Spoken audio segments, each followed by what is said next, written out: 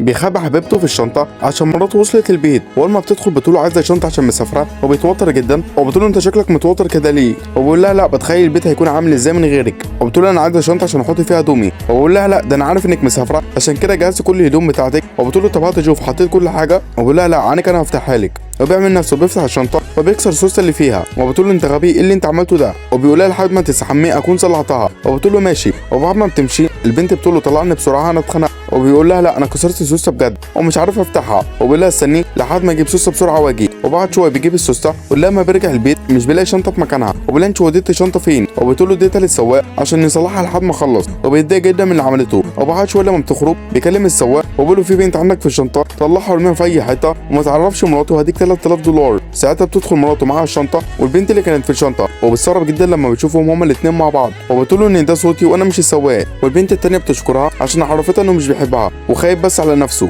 ساعتها الاثنين بيقرروا ينفصلوا عنه، وبيكون خسر الاثنين بسبب قله وفائه.